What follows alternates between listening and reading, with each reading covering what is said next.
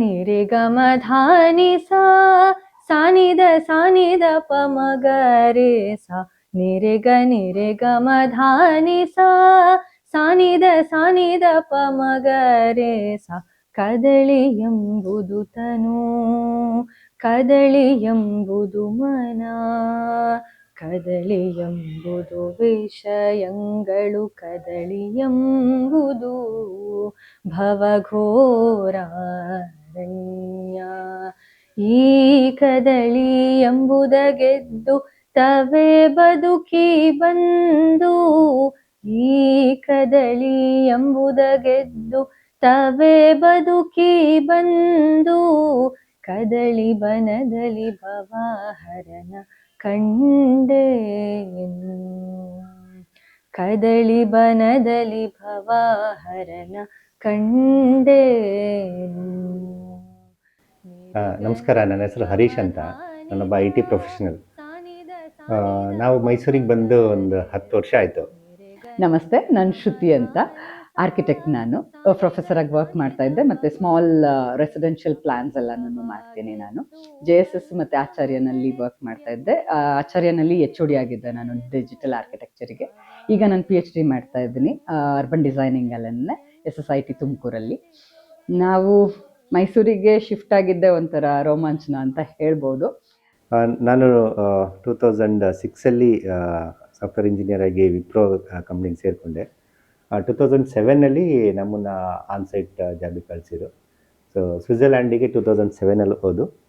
ಅಲ್ಲಿ ಹೋದಾಗ ನಮಗೆ ಕಲ್ಚರು ತುಂಬ ಇಷ್ಟ ಆಯಿತು. ಯಾಕಂದರೆ ಅವರು ಮೇಯ್ನ್ ಕಾನ್ಸಂಟ್ರೇಟ್ ಮಾಡ್ತಾ ಇದ್ದಿದ್ದೇ ಲೋಕಲ್ ಕಲ್ಚರು. ಎಸ್ಪೆಷಲಿ ನನಗೆ ತುಂಬ ಇಷ್ಟ ಆಗಿದ್ದೇನು ಅಂದರೆ ಅವರ ಭಾಷೆ.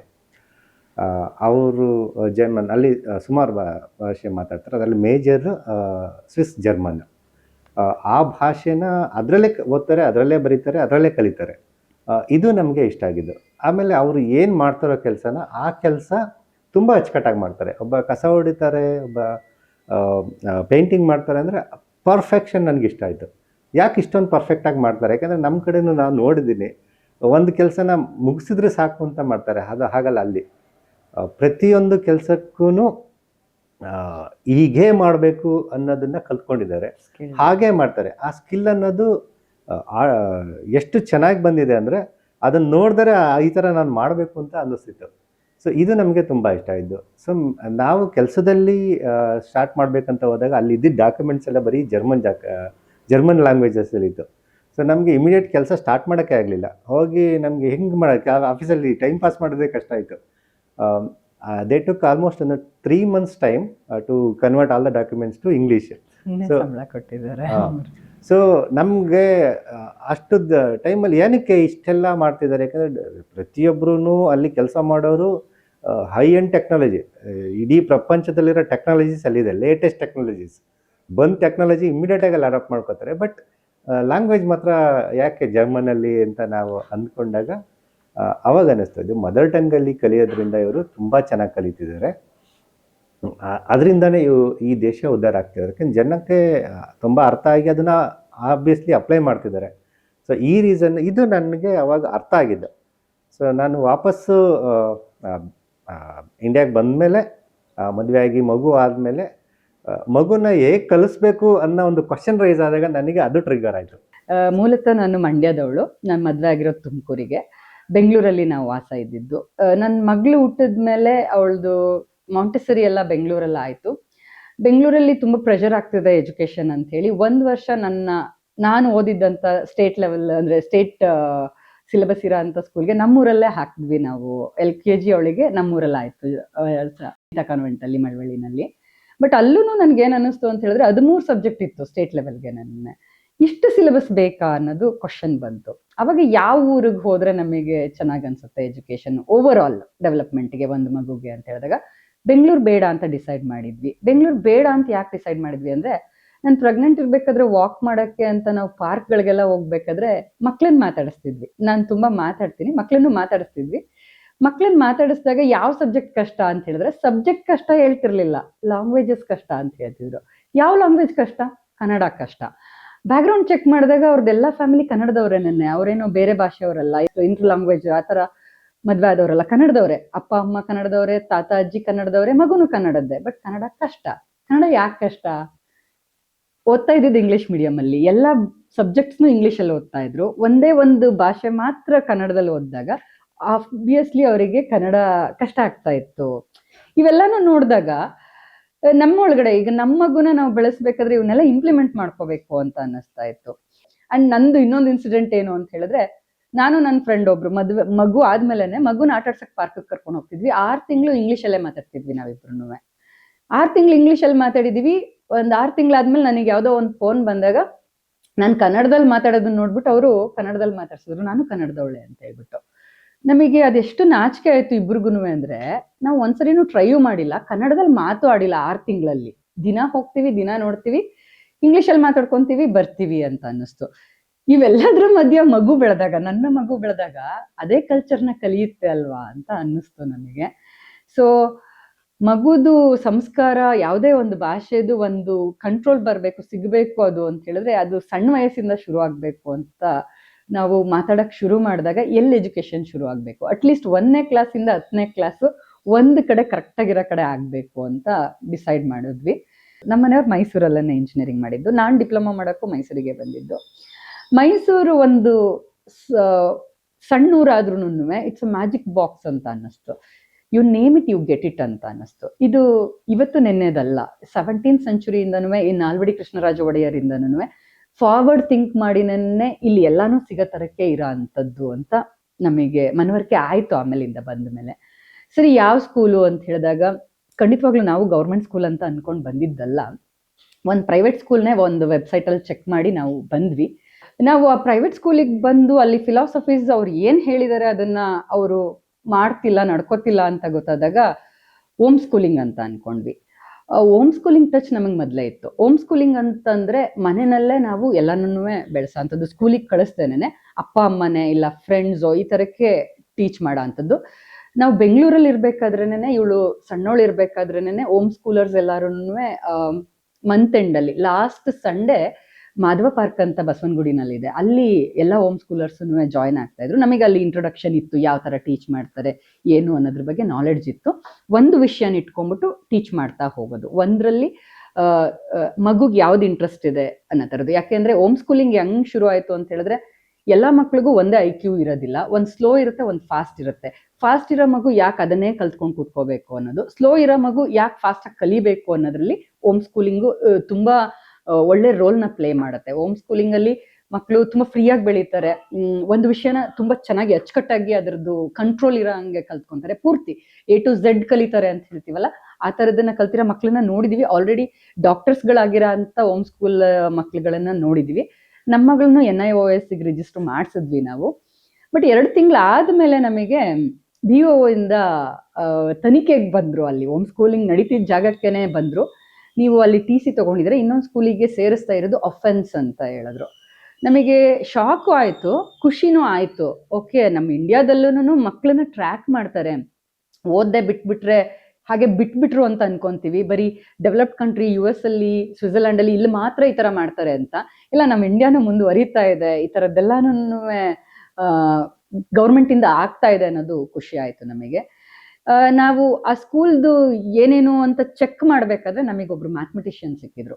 ಅವ್ರ ಜೊತೆ ಡಿಸ್ಕಸ್ ಮಾಡಿದಾಗ, ಹೋಮ್ ಸ್ಕೂಲಿಂಗ್ ಮಾಡಿದಾಗ ಒಂದು ಅಂದ್ರೆ ಈ ಜೊತೆಗೆ ಆಟ ಆಡೋ ಅಂಥದ್ದು, ಒಂದು ಬಂಚ್ ಆಫ್ ಮಕ್ಳ ಜೊತೆ ಆಟ ಆಡೋ ಅಂಥದ್ದು, ಇವನ್ನೆಲ್ಲ ಮಿಸ್ ಮಾಡ್ಕೊಬಿಡುತ್ತೇನೋ ಮಗು ಅನ್ನೋದು ಭಯ ಇತ್ತು ನಮಗೆ.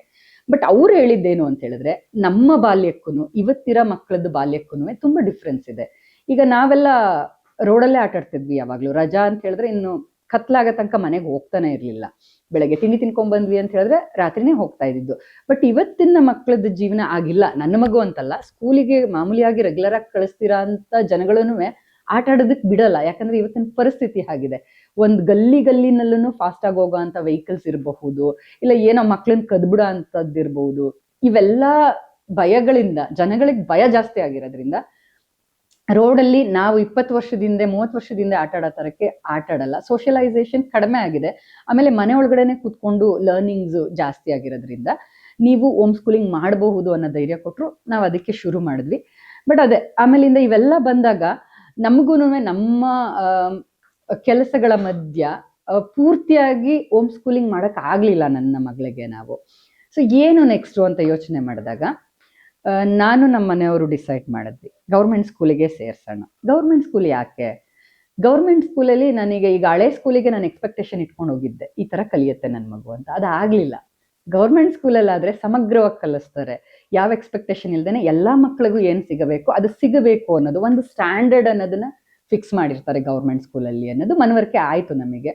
ಆಮೇಲೆ ಗೌರ್ಮೆಂಟ್ ಸ್ಕೂಲಲ್ಲಿ ಎಂಥ ಟೀಚರ್ಸ್ ಇರ್ತಾರೆ, ಬುದ್ಧಿವಂತ ಟೀಚರ್ಸ್ ಇರ್ತಾರೆ ಅನ್ನೋದು ಗೊತ್ತಾಯ್ತು. ಯಾಕಂದ್ರೆ ಅವರಿಗೆಲ್ಲ ಟ್ರೈನ್ಡ್ ಇರುತ್ತೆ. ಆಮೇಲೆ ಅವರೆಲ್ಲರೂ ಹೈಯೆಸ್ಟ್ ಮಾರ್ಕ್ಸ್ ತಗೊಂಡು ಸೆಲೆಕ್ಟ್ ಆಗಿರೋರಾಗಿರ್ತಾರೆ. ಕಾಲಕ್ಕೂ ಅವ್ರನ್ನ ಟ್ರೈನ್ ಮಾಡ್ತಾರೆ, ಮಗುನ ಹೇಗ್ ನೋಡ್ಕೋಬೇಕು ಅನ್ನೋದನ್ನ. ಅಂದ್ರೆ ಒಂದು ಸ್ಟ್ಯಾಂಡರ್ಡ್ ಆಗಿರುತ್ತೆ ಅದು. ಗೌರ್ಮೆಂಟ್ ಸೆಕ್ಟರ್ ಇಂದಾನೆ ಅವರಿಗೆ ಈ ಎಜುಕೇಶನ್ ಇಂಪ್ಲಿಮೆಂಟ್ ಮಾಡಬೇಕು, ಅದನ್ನ ಇದ್ ಮಾಡ್ಬೇಕು ಅಂತ ಟ್ರೈನಿಂಗ್ ಕೊಟ್ಟು ಕಳಿಸ್ತಾರೆ ಅವರಿಗೆ. ಪ್ರತಿಯೊಂದಕ್ಕೂ ಮಗುನ ಹೀಗೆ ನೋಡ್ಕೋಬೇಕು ಅನ್ನೋದಿರುತ್ತೆ. ಇವೆಲ್ಲನೂ ಬಂತು ನಮಗೆ. ಯಾಕೆ ಗೌರ್ಮೆಂಟ್ ಸ್ಕೂಲಿಗೆ ಹೋಗ್ಬಾರ್ದು ಅನ್ನೋದು ಬಂತು. ಆ 12 ಜನ ಪೇರೆಂಟ್ಸ್ ಅಲ್ಲಿ ನಾವು ಒಬ್ರು ಗೌರ್ಮೆಂಟ್ ಸ್ಕೂಲ್ನ ಸೆಲೆಕ್ಟ್ ಮಾಡ್ಕೊಂಡು ಆಗ ನಮಗ್ ಸಿಕ್ಕಿದ್ದು ಕುವೆಂಪು ನಗರದಲ್ಲಿರೋ ಕರ್ನಾಟಕ ಪಬ್ಲಿಕ್ ಸ್ಕೂಲ್ ಅಂತ. ಅಲ್ಲಿ ಕೇಳ್ಕೊಂಬರಕ್ ಹೋದ್ರು. ನಾನು ಅವ್ರ ಜೊತೆನೆ ಹೋಗಿದ್ದೆ. ಅಲ್ಲಿ ಹೋದಾಗ ಫುಲ್ಲು ಮಳೆ ಬರ್ತಾ ಇತ್ತು. ಬಟ್ ನಾವು ಕಾಲೇಜ್ ಕಡೆಯಿಂದ ಹೋದ್ವಿ. ಅಲ್ಲಿ ನಲಿಕಲಿ ಅಂತ ನಾನ್ 3rd ಸ್ಟ್ಯಾಂಡರ್ಡ್ ಅಲ್ಲಿ ಇರ್ಬೇಕಾದ್ರೆ ಇದ್ದಿದ್ ಕ್ಲಾಸ್ ರೂಮು. ಅಲ್ಲಿ ಹೋದಾಗ ಅಲ್ಲಿ ಎಲ್ಲಾ ಮಕ್ಳು ನೆಲದಲ್ಲಿ ಕೂತು ಎಲ್ಲಾರು ಒಂದೊಂದು ಕಾರ್ಡ್ ಇಟ್ಕೊಂಡು ಕೂತಿದ್ರು. ನಾನು ನನಗೆ ಈ ತರದ ಬಗ್ಗೆ ಏನು ಗೊತ್ತಿರಲಿಲ್ಲ. ನಾನು ಹೋಗಿ ಅಲ್ಲಿ ಟೀಚರ್ಸ್ನೆಲ್ಲ ಮಾತಾಡಿಸಿದಾಗ ಸರಿ ಆಯ್ತು, 1 ವಾರ ಬಂದು ನೀನ್ ಬೇಕಾದ್ರೆ ಅಟೆಂಡ್ ಮಾಡ್ಬೋದು ಕ್ಲಾಸ್ನ ಅಂತ ಹೇಳಿದಾಗ ನೆಕ್ಸ್ಟ್ ಡೇ ಇಂದ ನಾನು ಅಲ್ಲಿ ಹೋಗಕ್ ಸ್ಟಾರ್ಟ್ ಮಾಡಿದೆ. ಅಲ್ಲಿ ತುಂಬಾ ಚೆನ್ನಾಗಿ ಅಕ್ಷರಗಳಿರ್ಬೋದು, ಪಾಠ ಮಾಡೋದಿರ್ಬೋದು, ಹಾಡು ಹೇಳೋದಿರ್ಬೋದು, ನಮ್ಮನ್ನ ಆಟ ಆಡ್ಸೋದಿರ್ಬೋದು ಎಲ್ಲಾನು ತುಂಬಾ ಚೆನ್ನಾಗಿ ಮಾಡ್ತಾ ಇದ್ರು. ಅವಳು ಸೆಲೆಕ್ಟ್ ಮಾಡ್ಕೊಂಡ್ಳು, ನನಗೆ ಆ ಸ್ಕೂಲ್ ಇಷ್ಟ ಆದ್ರಷ್ಟೇ ಮುಂದುವರಿತೀನಿ, ಒಂದ್ ವಾರ ಹೋಗಿ ಬರ್ತೀನಿ ಅಂತ ಹೇಳ್ಬಿಟ್ಟು ಸೆಲೆಕ್ಟ್ ಮಾಡ್ಕೊಂಡಂತ ಸ್ಕೂಲು. ಆ ಸ್ಕೂಲಿಗೆ ಹೋಗ್ಬೇಕಾದ್ರೆ ಭಯ ಇತ್ತು ನನಗೆ. ನಾನು ಒಬ್ಳು ಕಾಮನ್ ವುಮನ್ನೇ. ಎಲ್ಲಾ ಹೆಣ್ಣು ಮಕ್ಳಿಗೆ ಹೇಗೆ ಆಸೆ ಇರುತ್ತೆ ಹಾಗೆ ನನ್ನ ಮಗು ಕೆಟ್ಟದಾಗ ಮಾತಾಡ್ಬಾರ್ದು, ಕೆಟ್ಟ ಜನಗಳ ಜೊತೆಗೆ ಇರಬಾರ್ದು, ಚೆನ್ನಾಗಿ ಮಾತಾಡ್ಬೇಕು, ಇವೆಲ್ಲಾನು ಇರುತ್ತೆ. ಭಯನೂ ಇರುತ್ತೆ, ಇಲ್ಲ ಅಲ್ಲಿ ಹೇಗ್ ನೋಡ್ತಾರೆ ನನ್ನ ಮಗಳನ್ನ ಈಗೆಲ್ಲಾನು. ಬಟ್ ಆ ಭಯನೆಲ್ಲ ನಿವಾರಿಸೋದ್ ಅಷ್ಟು ಚಂದ ಇದ್ದಾರೆ ಮಕ್ಕಳು ಅಂತ ಅನ್ನಿಸ್ತು. ಒಂದು ಇನ್ಸಿಡೆಂಟು ನಾವು ಓದ್ ವಸ್ತ್ರಲ್ಲೇ ಆಯ್ತು. ನನ್ನ ಮಗಳು ಆಟ ಆಡ್ತಾ ಬಿದ್ದ್ಬಿಟ್ಟಿದ್ಲು ಮಣ್ಮೇಲೆ. ನಾವಿನ್ನೂ ರೀಚ್ ಆಗೇ ಇಲ್ಲ, ಯಾವುದೋ ಮಗು ಓಡ್ ಬಂದ್ಬಿಟ್ಟು ಆಂಟಿ ವಿನ್ಮ ಹೀಗಾಗ್ಬಿಟ್ಟಿದ್ದಾಳೆ, ಬಿದ್ದ್ಬಿಟ್ಟಿದ್ದಾಳೆ, ಅವಳಿಗೆ ನೋವಾಯ್ತು, ಅಳ್ತಾ ಇದ್ಲು, ಎಲ್ಲಾನು ಎಕ್ಸ್ಪ್ಲೈನ್ ಮಾಡ್ಬಿಟ್ರು. ನಾನು ಗೌರ್ಮೆಂಟ್ ಸ್ಕೂಲ್ನ ಯಾಕೆ ಚೂಸ್ ಮಾಡ್ಕೊಂಡೆ ಅಂದ್ರೆ ಅಲ್ಲಿ ಈಗ ಎಷ್ಟೊಂದು ಮಕ್ಕಳು ತುಂಬಾ ಸ್ಟ್ರೆಸ್ ಅಲ್ಲಿ ಇರ್ತಾರೆ. ಈಗ ಓದ್ಬೇಕು, ಇದ್ ಮಾಡ್ಬೇಕು ಅಂತ ತುಂಬಾ ಸ್ಟ್ರೆಸ್ ಅಲ್ಲಿ ಇರ್ತಾರೆ. ಬಟ್ ಗೌರ್ಮೆಂಟ್ ಸ್ಕೂಲಲ್ಲಿ ಏನಂದ್ರೆ ತುಂಬಾ ಏನು ಹೋಮ್ವರ್ಕು ಆತರ ತುಂಬಾ ಸ್ಟ್ರೆಸ್ ಕೊಡಲ್ಲ ನಮ್ಗೆ. ಅಂಡ್ ಎಲ್ಲಾನು ನಾನು ಆರಾಮಾಗಿ ಓದೋದು ಮತ್ತೆ ಹೋಮ್ವರ್ಕ್ ಎಲ್ಲ ಬರೆಯೋದು ಆರಾಮಾಗಿ ಮಾಡ್ತೀನಿ. ಮತ್ತೆ ಅಲ್ಲಿ ಹೆಂಗೆ ಟೀಚ್ ಮಾಡ್ತಾರೆ ಅಂದ್ರೆ ನಾವೀಗ ಎಷ್ಟು ಸತಿ ಕೇಳಿದ್ರು ಅವ್ರು ಮತ್ತೆ ನಮ್ಗೆ ಅರ್ಥ ಆಗ್ಲಿಲ್ಲ ಅಂದ್ರೆ ಮತ್ತೆ ಹೇಳ್ಕೊಡ್ಬೋದು. ಆಮೇಲೆ ಎಷ್ಟೊಂದು ಆಕ್ಟಿವಿಟೀಸ್ ಮಾಡಿಸ್ತಾರೆ. ಆಮೇಲೆ ನಾವು ಈಗ ಏನೋ ನಮ್ಗೆ ಗೊತ್ತಾಗ್ಲಿಲ್ಲ ಅಥವಾ ಯಾವಾಗಾರ ಅಬ್ಸೆಂಟ್ ಆಗಿದ್ವಿ ಅಂದಾಗ ಅದನ್ನ ನಾವು ಹೆಂಗ್ ಮುಗಿಸ್ಬೋದು ಅಂದಾಗ ನಮ್ಮ ಫ್ರೆಂಡ್ಸ್ ಹತ್ರ ಕೇಳ್ಕೊಂಡು ಅಥವಾ ಟೀಚರ್ಸೇ ನಮಗೆ ಹೆಲ್ಪ್ ಮಾಡೋದಾಗಿರ್ಬೋದು, ಆ ಥರ ಎಷ್ಟೊಂದು ನಮ್ಗೆ ಹೆಲ್ಪ್ ಮಾಡ್ತಾರೆ. ಮತ್ತೆ ಅಲ್ಲಿ ಏನೇನು ಫೆಸಿಲಿಟೀಸ್ ಅಂದ್ರೆ ಈಗ ಊಟ ಇರ್ಬೋದು, ಮತ್ತೆ ಬೆಳಗ್ಗೆ ಹಾಲು ಕೊಡೋದಿರ್ಬೋದು, ಎಲ್ಲಾನು ಗೌರ್ಮೆಂಟ್ ಸ್ಕೂಲಲ್ಲಿ ತುಂಬಾ ಫೆಸಿಲಿಟೀಸ್ ಇರುತ್ತೆ. ಮತ್ತೆ ಎಕ್ಸ್ಟ್ರಾ ಕರಿಕ್ಯುಲರ್ ಆಕ್ಟಿವಿಟೀಸ್ ಅಂದ್ರೆ ನಾವು ಸಿಂಗಿಂಗ್ ಇರ್ಬೋದು, ಡ್ಯಾನ್ಸ್ ಇರ್ಬೋದು, ಆಮೇಲೆ ಸ್ಪೋರ್ಟ್ಸ್ ಇರ್ಬೋದು, ಎಲ್ಲದಕ್ಕೂ ಆಪರ್ಚುನಿಟೀಸ್ ಇದೆ. ನಾನು ಎಷ್ಟು ಫ್ರೀ ಆಗಿದ್ದೀನಿ ಅಂತ ಹೇಳಿದ್ರೆ, ಮಧ್ಯಾಹ್ನದ ಊಟ ಅಲ್ಲೇ ಕೊಡ್ತಾರೆ, ಯೂನಿಫಾರ್ಮ್ ಅಲ್ಲೇ ಕೊಡ್ತಾರೆ, ಪ್ರತಿ ಒಂದನ್ನು ಬುಕ್ಸ್ ಇಂದ ಹಿಡಿದು ಬ್ಯಾಗಿಂದ ಹಿಡಿದು ಕೊಡ್ತಾರೆ ಸ್ಕೂಲಲ್ಲೇ. ನನ್ನೆ ಊಟನ ನಾನು ಅಡುಗೆ ಮಾಡೋದು ಅವಳಿಗೆ ಇಷ್ಟ ಇದ್ರೂನು ಸ್ಕೂಲ್ ಊಟ ಮಿಸ್ ಆಯ್ತು ಅನ್ನೋ ತರಕ್ಕಿದೆ ಅಲ್ಲಿ ಊಟ ಎಲ್ಲಾನು. ಆಮೇಲೆ ಮೊಟ್ಟೆ ಮತ್ತೆ ಬಾಳೆಹಣ್ಣು ಡೈಲಿ ಇರತ್ತೆ. ವೀಕ್ಲಿ 5 days ದಿನ ಕೊಡ್ತಾರೆ ಮಧ್ಯಾಹ್ನದತ್ತು.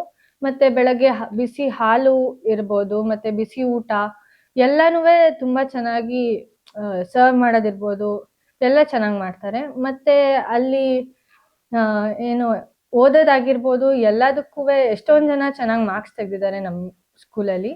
ಆಮೇಲೆ ಪ್ರೈಮರಿಯಿಂದ ಕಾಲೇಜ್ ತನಕ ಎಲ್ಲರೂ ತುಂಬಾ ಚೆನ್ನಾಗಿ ಟೀಚ್ ಮಾಡೋರು ತುಂಬಾ ಇದ್ದಾರೆ. ಹೌದಲ್ವಾ? ನಾವು ಈ ತರಕ್ಕೆ ಯಾವುದೋ ಹಿಂದೆ ಹೋಗಿ ಇಂಗ್ಲೀಷ್ ಕಲಿಯೋದೇ ಕಷ್ಟ ಅಂತ ತಿಳ್ಕೊಂಡು ಇಂಗ್ಲೀಷಲ್ಲಿ ಮತ್ತೆ ವಿಷಯಗಳು ಕಲಿಬೇಕು ಅಂದ್ರೆ ಇನ್ನೂ ಕಷ್ಟ ಆಗುತ್ತೆ ಅನ್ನೋ ರೀಸನ್ಗೆ ಆಯ್ತು ಕನ್ನಡದಲ್ಲಿ ಕಲೀಲಿ, ನಾವೇ ಉಳಿಸ್ಬೇಕು. ಯಾಕಂದರೆ ಎಲ್ಲರೂ ಒದ್ದಾಡ್ತಿದ್ದೀವಿ ನಾವು, ಎಸ್ಪೆಷಲಿ ಕನ್ನಡ ಅಳಿಸಿ ಹೋಗ್ತಾ ಐತೆ, ಅದನ್ನು ಉಳಿಸ್ಬೇಕು ಅಂತ. ಹೇಗೆ ಉಳಿಸೋದು? ಬಾಯಿ ಮಾತಲ್ಲಿ ಉಳ್ಸೋಕ್ಕಾಗಲ್ಲ.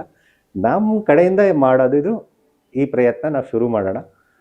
ಇದು ನಮ್ಮ ಎಫರ್ಟು, ನಮ್ಮ ಕನ್ನಡ ಉಳ್ಸೋಕ್ಕೆ ನಾವು ಮಾಡೋ ಎಫರ್ಟು ಅನ್ನೋ ಒಂದು ಭಾವನೆಯಲ್ಲಿ ನಾವು ಶುರು ಮಾಡಿದ್ದು. ಸೊ ಅದು ನಮ್ಮ ಮಗುವಿಗೆ ತುಂಬ ಹೆಲ್ಪ್ ಆಗ್ತಿದೆ. ಸೊ ಮೈಸೂರಿಗೆ ನಾವು ಕನ್ನಡ ಮೀಡಿಯಮಲ್ಲಿ ಓದಿಸ್ಬೇಕು ಅಂತ ಬಂದು, ಸೊ ಕನ್ನಡ ಮೀಡಿಯಮಲ್ಲಿ ಓದಿಸ್ತಾ ಇದ್ದೀವಿ. ಆ ಕನ್ನಡ ಮೀಡಿಯಮಲ್ಲಿ ಓದಿಸೋದ್ರಿಂದ ಅವಳಿಗೆ ತುಂಬ ಹೆಲ್ಪ್ ಆಗ್ತಾಯಿದೆ.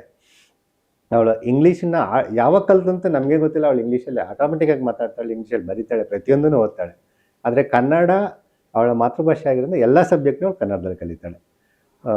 ಅವಳೇ ಆಟೋಮೆಟಿಕ್ಕಾಗಿ ಇಂಗ್ಲೀಷ್ನ ನಾನು ಯಾವ ಲೆವೆಲಿಗೆ ತಿಳ್ಕೋಬೇಕು ಅನ್ನೋ ಒಂದು ಭಾವನೆಯಲ್ಲಿ ಅವಳು ಇಂಗ್ಲೀಷ್ ಅನ್ನೋದು ಅವಳಿಗೆ ಯಾವತ್ತು ಈ ಕ್ಷಣಕ್ಕೂ ಅವಳಿಗೆ ಎಲ್ಲೂ ರೋಡ್ ಬ್ಲ್ಯಾಕ್ ಆಗಿಲ್ಲ. ಇಂಗ್ಲೀಷಲ್ಲಿ ಏನಿದ್ರು ಅವಳು ಓದ್ಕೋತಾಳೆ, ಬರೀತಾಳೆ, ಅದು ಆಟೋಮೆಟಿಕ್ಕಾಗಿ ಅವಳಿಗೆ ಬಂದಿದೆ. ಸೊ ಕನ್ನಡ ಮೀಡಿಯಮಲ್ಲಿ ಓದಿಸಿದ ಮಕ್ಕಳು ಕಡಿಮೆ ಕೀಳರಿಮೆ ಅನ್ನೋದು ಖಂಡಿತ ಅಲ್ಲ. ಇಂಗ್ಲೀಷರು ಗ್ರೇಟು ಅದೂ ಅಲ್ಲ, ಎಲ್ಲರೂ ಮಕ್ಕಳು ಒಂದೇ. ಇದು ಒಂದೇ ಲ್ಯಾಂಗ್ವೇಜ್. ಈಗ ಗೌರ್ಮೆಂಟ್ ಸ್ಕೂಲ್, ನಾನು ಕನ್ನಡ ಮೀಡಿಯಮಲ್ಲಿ ಓದ್ತಿರೋದ್ರಿಂದ ಇಂಗ್ಲೀಷ್ ಕಷ್ಟ ಆಗಲ್ವಾ ಅನ್ನೋದೊಂದು ಕ್ವಶನ್ ಎಲ್ಲರಿಗೂ ಬಂದಿರುತ್ತೆ. ಆದರೆ ನಾನು ಸ್ಕೂಲಲ್ಲಿ ಇರ್ಬೇಕಾದ್ರೆ ಎಲ್ಲರೂ ಎಲ್ಲ ಲ್ಯಾಂಗ್ವೇಜ್ನೂ ಚೆನ್ನಾಗಿ ಪಾಠ ಮಾಡ್ತಾರೆ. ಆ್ಯಂಡ್ ನಮ್ಮ ಸ್ಕೂಲಲ್ಲಿ ಹಿಂದಿ ಥರ್ಡ್ ಲ್ಯಾಂಗ್ವೇಜ್ ಆಗಿ ಹಿಂದಿ, ಸಾಂಸ್ಕ್ರಿಟ್ ಮತ್ತು IT, ಆಟೋಮೊಬೈಲ್ ಅಂತ 4 ಆಪ್ಷನ್ ಇರುತ್ತೆ. ಅಂದರೆ ಹೈಸ್ಕೂಲಿಗೆ ಮಾತ್ರ 4 ಆಪ್ಷನ್. ಅಂದರೆ ಅದನ್ನು ನಾವು ಕಾಲೇಜ್ಗೂ ಕಂಟಿನ್ಯೂ ಮಾಡ್ಬೋದು. ನಾನು ಲ್ಯಾಂಗ್ವೇಜಲ್ಲಿ ಇಂಗ್ಲೀಷಲ್ಲಿ ಕಷ್ಟ ಆಗುತ್ತೆ ಅನ್ನೋದು ನನಗೆ ಅಷ್ಟೊಂದು ಸ್ಟ್ರೆಸ್ ಆಗಿಲ್ಲ. ಬಿಕಾಸ್ ನನ್ನ ಮನೇಲೂ ವಿಡಿಯೋ ನೋಡೋದಿರ್ಬೋದು ಯೂಟ್ಯೂಬಲ್ಲಿ, ಆ ಥರ ಇಂಗ್ಲೀಷಲ್ಲಿ ಎಷ್ಟೊಂದು ವಿಡಿಯೋಗಳನ್ನ ನಾನು ನೋಡ್ತೀನಿ, ಮೂವೀಸ್ ಆಗಿರ್ಬೋದು. ಅದರಿಂದ ನಾನು ಮೇ ಬಿ ಇಂಗ್ಲೀಷ್ನ ಬೇಗ ಕಲ್ತಿರ್ಬೋದು ಅನ್ನೋದು ನನಗೆ ಅನಿಸಿರೋದು. ಆ್ಯಂಡ್ ಟೆಕ್ಸ್ಟ್ ಬುಕ್ ಓದೋದಿರ್ಬೋದು, ಆಮೇಲೆ ಕತೆಗಳು ಓದೋದಿರ್ಬೋದು, ಇವೆಲ್ಲನೂ ಮಾಡೋದ್ರಿಂದ ಇಂಗ್ಲೀಷ್ ಆರಾಮಾಗಿ ಬೇಗ ಕಲಿಬೋದು ಅನ್ನೋದು ನನಗೆ ಅನಿಸಿರೋದು. ಮಾತೃಭಾಷೆ ಅಥವಾ ಲ್ಯಾಂಗ್ವೇಜ್ ಅನ್ನೋದು it is only communication, it is only for communication. ಒಂದು ವಿಷಯನ ತಲುಪ್ಸಕ್ಕೆ ಒಬ್ಬರಿಂದ ಒಬ್ಬರಿಗೆ ಸಂವಹನಕ್ಕಷ್ಟೇ ಒಂದು ಭಾಷೆ. ಅದು ಬಿಟ್ಟು ಬೇರೆ ಏನಕ್ಕೂ ಭಾಷೆ ಇಲ್ಲ. ಇಡೀ ಪ್ರಪಂಚದಲ್ಲಿ ಎಲ್ಲ ಭಾಷೆಗಳು ಹುಟ್ಟಿರೋದು ಕಮ್ಯುನಿಕೇಷನಿಗಷ್ಟೇ. ಅದರಲ್ಲಿ ನಾವು ವಿಷಯಗಳನ್ನ ತಿಳ್ಕೊಳಕ್ಕೆ ಅದು ಮೀಡಿಯಮ್ ಆಗಿ ವರ್ಕ್ ಆಗುತ್ತೆ ಹೊರತು ಭಾಷೆನೇ ಎಲ್ಲ. ಕನ್ನಡ ಕಲ್ತವರೆಲ್ಲ ಎಲ್ಲ ವಿಷಯ ತಿಳ್ಕೊಂಡಿದ್ದಾರೆ, ಅಥವಾ ಬೇರೆ ಭಾಷೆ ಕಲ್ತಿರೋರೆಲ್ಲ ತಿಳ್ಕೊಳ್ಳೋ ಅದು it's only for communication. So ಅದು ನಮಗೆ ತಲೆಯಲ್ಲಿದ್ದರಿಂದ ಭಾಷೆಗಳನ್ನ ಕಲಿಯೋದು ತುಂಬ ಒಳ್ಳೆಯದು. ಯಾಕಂದರೆ ಎಷ್ಟು ಭಾಷೆ ಕಲಿತಾರೋ ಅಷ್ಟು ಅವರು ಇಂಟೆಲಿಜೆಂಟ್ ಅಂತ ಪ್ರೂವ್ ಆಗ್ತಾರೆ. ಯಾಕೆಂದರೆ ಭಾಷೆಗಳಲ್ಲಿ ಇರುವ ಪದಗಳನ್ನ ಇಳ್ಕೋಬೇಕು, ಅದರ ವ್ಯಾಕರಣ ತಿಳ್ಕೋಬೇಕು ಅಂದರೆ ಅದಕ್ಕೆ ಆದ ಒಂದು ಇಂಟೆಲಿಜೆನ್ಸ್ ಬೇಕು. ಅದಕ್ಕೋಸ್ಕರ ಬುದ್ಧಿವಂತರು ಅಂತ ಹೇಳ್ತಾರೆ. ಸೊ ಭಾಷೆಗಳನ್ನ ಕಲೀರಿ, ತಪ್ಪಿಲ್ಲ, ಯಾವ ಭಾಷೆ ಕಲಿದ್ರೂ ತಪ್ಪಿಲ್ಲ. ಆದರೆ ಮಾತೃಭಾಷೆ ನಮ್ಮ ಅಮ್ಮ ಥರ ನಾವು ನೋಡಿಕೊಂಡ್ರೆ ಅದು ನಮ್ಮನ್ನು ಕಾಪಾಡುತ್ತೆ ಅಂತ. ಯಾಕೆಂದರೆ ನಾವೇನೇ ವಿಷಯ ತಿಳ್ಕೊಂಡ್ರು, ನೀವೇನೇ ಆಗಿರಿ, ಒಂದು ಇಂಗ್ಲೀಷಲ್ಲೇ ಓದಿ, ತಮಿಳಲ್ಲೇ ಓದಿ, ಏನು ಪ್ರತಿ ಲ್ಯಾಂಗ್ವೇಜಲ್ಲಿ ಓದಿದ್ದು ಅದನ್ನು ಆಬ್ವಿಯಸ್ಲಿ ನಮಗೆ ಗೊತ್ತಿಲ್ಲದೇನೋ ಕನ್ನಡಕ್ಕೆ ನಾವು ಇಂಟರ್ನಲ್ಲಿ ಟ್ರಾನ್ಸ್ಲೇಟ್ ಮಾಡ್ಕೋತೀವಿ. ಇದನ್ನೇ ನಾವು ಹೇಳೋದು ಮಾತೃಭಾಷೆಗಿರುವ ಪವರ್ ಅಂತ. ಸೊ ಎಲ್ಲ ಭಾಷೆಗಳಲ್ಲೂ ನಾವು ಪ್ರೌಢಿಮೆ ಹೊಂದ್ಕೊಂಡ್ರೂ ಮಾತೃಭಾಷೆ ಬಿಡಬೇಡಿ ಅಂತ ನಾನು ಹೇಳ್ತೀನಿ. ಈಗ ನಾನು ಇಂಗ್ಲೀಷ್ ಮೀಡಿಯಮಿಗೆ ಸೇರ್ಬೋದಿತ್ತಾ, ಆ ಥರ ನನಗೆ ಏನೋ ಕೊರಗು ಅನ್ನೋದು ನನಗೆ ಯಾವತ್ತೂ ಇಲ್ಲ. ಬಿಕಾಸ್ ಈಗ ಇಂಗ್ಲೀಷ್ ಮೀಡಿಯಮ್ ಆದ್ರೂ ಅಲ್ಲಿ ಇಂಗ್ಲೀಷಲ್ಲಿ ಅಷ್ಟು ಪಾಠ ಮಾಡ್ತಾರೆ, ಇಲ್ಲಿ ಕನ್ನಡ ಮೀಡಿಯಮಲ್ಲಿ ಕನ್ನಡದಲ್ಲಿ ಅಷ್ಟೇ ಪಾಠ ಮಾಡೋದು, ಅಷ್ಟೇ ಡಿಫ್ರೆನ್ಸ್ ಆಗೋದು. ಅಂದರೆ ಅಲ್ಲಿ ಸ್ವಲ್ಪ ಇಂಗ್ಲೀಷಲ್ಲಿ ಮಾತಾಡೋದ್ರಿಂದ ಅವ್ರಿಗೆ ಇಂಗ್ಲೀಷ್ ಬೇಗ ಬಂದಿರ್ಬೋದು, ಬಟ್ ನನಗೆ ಸ್ವಲ್ಪ ಲೇಟಾಗಿ ಇಂಗ್ಲೀಷ್ನ ನಾನು ಕಲ್ತಿರ್ಬೋದು ಅನ್ನೋದು ನಾನು ಅನ್ಕೊಂಡಿರೋದು. ಅಂದರೆ ಈಗ ಪ್ರೈವೇಟ್ ಸ್ಕೂಲಲ್ಲಿ ಈ ಥರ ಇರುತ್ತೆ, ಅಲ್ಲಿ ಹಿಂಗೆ ಡಿಸಿಪ್ಲಿನ್ ಇರುತ್ತೆ ಅನ್ನೋದೆಲ್ಲ ನಮ್ಮ ಭ್ರಮೆ ಆಗಿರುತ್ತೆ. ಬಿಕಾಸ್ ಅಲ್ಲಿ ಅವ್ರ ಡಿಸಿಪ್ಲಿನೂ ನಮ್ಮ ಡಿಸಿಪ್ಲಿನು ಒಂದೇ ಥರನೇ ಇರುತ್ತೆ. ಈಗ ನಾವು ಇಲ್ಲಿ ಪಾಠ ಮಾಡಿದಿರ್ಬೋದು, ಪ್ರೈವೇಟ್ ಸ್ಕೂಲಲ್ಲಿ ಪಾಠ ಮಾಡಿರ್ಬೋದು, ಎಲ್ಲ ಒಂದೇ ರೀತಿ ಇರುತ್ತೆ. ಅಂದರೆ ಇಲ್ಲಿ ಟೀಚರ್ಸು ತುಂಬ ಎಕ್ಸಾಮ್ ಎಲ್ಲ ಬರೆದು ಪಾಸ್ ಆಗ್ಬಿಟ್ಟು ಬಂದಿರ್ತಾರಲ್ವ, ಸೊ ಇವ್ರಿಗೆ ತುಂಬ ನಾಲೆಡ್ಜ್ ಇರುತ್ತೆ ಅವ್ರಿಗಿನ ಅನ್ನೋದು ಇಲ್ಲಿ ಗೊತ್ತಾಗೋದು ವಿಷಯ. ಆಮೇಲೆ ಇಲ್ಲಿ ಪಾಠ ಮಾಡೋ ರೀತಿ ಇರ್ಬೋದು, ಎಲ್ಲನೂ ತುಂಬ ಚೆನ್ನಾಗಿ ಪಾಠ ಮಾಡ್ತಾರೆ. ಅಂದರೆ ಚಾಪ್ಟರ್ ವೈಸ್ ಇರ್ಬೋದು, ನೀವು ಏನೇ ಕೇಳಿದ್ರು ಏನೋ ಗೊತ್ತಾಗ್ಲಿಲ್ಲ ಅನ್ನೋದನ್ನ ನೀವು ಎಷ್ಟೊತ್ತಿ ಕೇಳಿದ್ರು ಅವ್ರು ಹೇಳ್ಕೊಡ್ತಾರೆ. ಈಗ ಏನಾರೋ ಮಾರ್ಕ್ಸ್ ಕಮ್ಮಿ ಆಯ್ತು ಒಬ್ಬೊಬ್ರದ್ದು ಅಂದಾಗ, ಏನಕ್ಕೆ ಮಾರ್ಕ್ಸ್ ಕಮ್ಮಿ ಆಯ್ತು, ಅಥವಾ ಏನ್ರಲ್ಲಿ ಇವಳು ಹಿಂದೆ ಇದ್ದಾಳೆ ಅನ್ನೋದನ್ನ ಅವ್ರು ತಿಳ್ಕೊಂಡು ಮತ್ತೆ ಪಾಠ ಮಾಡೋದನ್ನ ಬೇರೆ ರೀತಿನೂ ಪಾಠ ಮಾಡೋದನ್ನ ಅವ್ರು ಅಳವಡಿಸ್ಕೋತಾರೆ. ಈಗ ಒಬ್ಬೊಬ್ರು ಅಪ್ಪ ಅಮ್ಮ ತುಂಬಾ ಪ್ರೆಷರ್ ಆಗ್ತಾರೆ ಮಕ್ಕಳಿಗೆ, ಇಷ್ಟೇ ಮಾರ್ಕ್ಸ್ ತೆಗಿಬೇಕು, ಹಿಂಗೆ ಮಾಡ್ಬೇಕು ಅಂತ. ಬಟ್ ನಮ್ಮ ಅಪ್ಪ ಅಮ್ಮ ಆ ಥರ ಯಾವತ್ತೂ ನನಗೆ ಹೇಳಿಲ್ಲ ಆ್ಯಂಡ್ ಯಾವತ್ತೂ ನನಗೆ ಪ್ರೆಷರ್ ಕೊಟ್ಟಿಲ್ಲ. ಬಟ್ ನಾನೇ ಅಂದರೆ ಓದ್ಕೊಳ್ಳೋದಿರ್ಬೋದು, ಏನೇ ಪ್ರಾಜೆಕ್ಟ್ ಇರ್ಬೋದು, ನಾನೇ ಮಾಡ್ಕೊಂಡು ನಾನೇ ಅಲ್ಲಿ ಪ್ರೆಸೆಂಟ್ ಮಾಡ್ತೀನಿ. ಅಂದರೆ ನಮ್ಮ ಸ್ಕೂಲಲ್ಲಿ ಕರಿಕ್ಯುಲರ್ ಆ್ಯಕ್ಟಿವಿಟೀಸ್ಗೆ ಅಂತಲೇ ಮ್ಯೂಸಿಕ್ ಟೀಚರ್ ಇರ್ಬೋದು ಅಥವಾ ಕ್ರಾಫ್ಟ್ ಟೀಚರ್, ಆ ಥರ ಎಷ್ಟೊಂದು ಜನ ಟೀಚರ್ಸ್ ಇದ್ದಾರೆ. ಅಂದರೆ ಮ್ಯೂಸಿಕ್ನ ಆ್ಯಕ್ಚುಲಿ ಒಂದು ಸಬ್ಜೆಕ್ಟ್ ಅಂತಲೇ ಒಂದು ತಗೊಂಡಿದ್ದಾರೆ. ಅದಕ್ಕೆ ಎಕ್ಸಾಮ್ ಇರ್ಬೋದು, ಆಮೇಲೆ ಪ್ರಾಕ್ಟಿಕಲಲ್ಲಿ ಹೇಳೋದಿರ್ಬೋದು, ಆ ಥರ ಎಲ್ಲ ನಮ್ಮ ಸ್ಕೂಲಲ್ಲಿ ಮಾಡಿಸ್ತಾರೆ. ಮತ್ತು ಕರ್ನಾಟಕ ಶಾಸ್ತ್ರೀಯ ಸಂಗೀತನ ನಮ್ಮ ಸ್ಕೂಲಲ್ಲಿ ಮೊದಲನೇ ಪಾಠದಿಂದನೂ ಹೇಳ್ಕೊಡ್ತಾರೆ. ಅಂದರೆ ಫ್ರೀಯಾಗಿ ಹೇಳ್ಕೊಡ್ತಾರೆ. ನೀವು ಏನಾದ್ರು ಇನ್ನೂ ಕಲಿಬೇಕು, ನಾನು ಬರೀ ಸಬ್ಜೆಕ್ಟಾಗಿ ಕಲಿಬಾರ್ದು ಅಂದರೆ ನೀವು ಸ್ಕೂಲ್ ಆದಮೇಲೆ ಸಂಜೆ ಹೊತ್ತು ಅದು ಸಂಜೆ ಮೇಲೆ ಹೇಳ್ಕೊಡ್ಬೋದಿರ್ಬೋದು. ಆ ಥರ ಎಷ್ಟೊಂದು ಆ್ಯಕ್ಟಿವಿಟೀಸ್ ಮಾಡಿಸ್ತಾರೆ. ಇಲ್ಲ ಅಂದರೆ ಬೇರೆ ಸ್ಕೂಲಲ್ಲಿ ಯಾವ್ದಾರೋ ಕಾಂಪಿಟೇಷನ್ ಆಗ್ತಿರ್ಬೋದು, ಪ್ರತಿಭಾ ಕಾರಂಜಿ ಇರ್ಬೋದು, ಎಲ್ಲದಕ್ಕೂ ನಮ್ಮ ಸ್ಕೂಲಿಂದ ತುಂಬ ಜನ ಪಾರ್ಟಿಸಿಪೇಟ್ ಮಾಡ್ತಾರೆ. ಅದು ಬಿಟ್ಟರೆ ನಾನು ಬೇರೆ ಆ್ಯಕ್ಟಿವಿಟೀಸ್ ಅಂದರೆ ನಾನು NCCಲಿದ್ದೀನಿ, ಸ್ಕೌಟ್ಸ್ ಗೈಡ್ಸಲ್ಲಿದ್ದೀನಿ, ಭರತನಾಟ್ಯಮಲ್ಲಿದ್ದೀನಿ, ಆಮೇಲೆ ಕಗ್ಗ, ಭಗವದ್ಗೀತೆ ಇದೆಲ್ಲನೂ ನಾನು ಇಷ್ಟಪಟ್ಟು ಮಾಡ್ತಾ ಇದ್ದೀನಿ. ಅಂದರೆ ನನಗೆ ತುಂಬ ಇಷ್ಟ ಆಗುತ್ತೆ. ಆ್ಯಂಡ್ ಸ್ಪೋರ್ಟ್ಸಲ್ಲಿ ಅಂದರೆ ಸ್ವಿಮ್ಮಿಂಗಲ್ಲಿದ್ದೀನಿ, ವಾಲಿಬಾಲಲ್ಲಿದ್ದೀನಿ. ಅಂದರೆ ನನಗೆ ಜಾಸ್ತಿ ಇಂಡಿವಿಜುವಲ್ ಆಗಿ ಸ್ಪೋರ್ಟ್ಸ್ನ ಅಟೆಂಡ್ ಮಾಡಬೇಕು ಅಂತ ಆಸೆ ಇರೋದ್ರಿಂದ ನಾನು ಸ್ವಿಮ್ಮಿಂಗ್ನ ಚೂಸ್ ಮಾಡ್ಕೊಂಡಿದ್ದೀನಿ. ಅಂದರೆ ಈ ಇಂಡಿವಿಜುವಲ್ ಆಗಿ ಮಾಡಿದಾಗ ನಮ್ಮ ಏನು ಒಂದು ಕೆಪಾಸಿಟಿ ಏನಿರುತ್ತೋ ಅದನ್ನು ನಾವು ಅಲ್ಲಿ ವ್ಯಕ್ತಪಡಿಸ್ಬೋದು ಅನ್ನೋದು ನನಗೆ ತಿಳಿದು ಬಂದಿರೋದು. ಸ್ಮಾರ್ಟ್ ಬೋರ್ಡ್ ಇದೆ ನಮ್ಮ ಸ್ಕೂಲಲ್ಲಿ. ಅದ್ರ ಮೇಲೆ ಅದನ್ನು ವಿಡಿಯೋಸ್ ನೋಡೋದಿರ್ಬೋದು, ಆಮೇಲೆ ಖಾನ್ ಅಕಾಡೆಮಿ ಅಂತ ಎಷ್ಟೊಂದು ಏನು ಆನ್ಲೈನಲ್ಲಿ ವಿಡಿಯೋಸ್ಗಳಿರ್ತವೆ, ಅದನ್ನು ತೋರಿಸೋದಿರ್ಬೋದು, ಟ್ಯಾಬ್ ಕೊಡೋದಿರ್ಬೋದು ಎಲ್ಲರಿಗೂ. ಆ ಥರ ಎಷ್ಟೊಂದು ಆ್ಯಕ್ಟಿವಿಟೀಸ್ನ ನಮಗೆ ಮಾಡಿಸೋದ್ರಿಂದ ನಮಗೆ ತುಂಬ ಜಾಸ್ತಿ ನಾವು ಇನ್ನೂ ನಾಲೆಡ್ಜ್ನ ಪಡ್ಕೋಬೋದು ಅನ್ನೋದು ಗೊತ್ತಾಗುತ್ತೆ. ಆಮೇಲೆ ನನ್ನ ಟೈಮ್ ಮ್ಯಾನೇಜ್ಮೆಂಟ್ ಇಷ್ಟೊಂದು ಎಲ್ಲ ಆ್ಯಕ್ಟಿವಿಟೀಸಲ್ಲಿ ಇರೋದ್ರಿಂದ ಟೈಮ್ ಮ್ಯಾನೇಜ್ಮೆಂಟ್ ಹೆಂಗೆ ಮಾಡ್ತೀನಿ ಅಂದರೆ ಒಂದೊಂದು ಸತಿ ಟೈಮ್ ಲ್ಯಾಪ್ಸ್ ಆಗತ್ತೆ.